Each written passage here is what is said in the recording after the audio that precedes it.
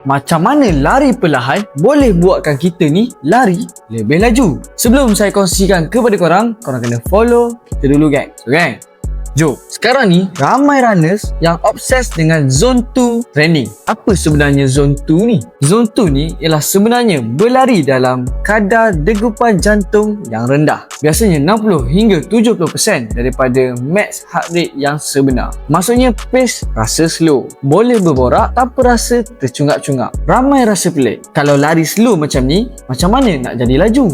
Tapi sebenarnya zone 2 ni bina aerobic base. Bila aerobic base korang kuat, badan akan guna oksigen dengan lebih efisien. Akan kurang untuk jadi cepat penat dan juga recovery akan jadi lebih cepat. Itulah sebab kenapa ramai elite runners yang buat latihan ni. Cuma masalahnya adalah ego. Ramai yang tak sanggup sebenarnya nak lari perlahan ni sebab tak sanggup nak tengok diorang punya pace dekat Strava jatuh. Kalau korang nak progress yang panjang, korang tak semestinya setiap hari kena all out running. Kadang-kadang untuk jadi laju ni, korang kena belajar untuk lari perlahan dulu. Jadi, yang mana-mana berminat untuk dapatkan kasut-kasut running yang ada di SRT Sport ni, korang boleh datang secara walk-in atau membeli secara online.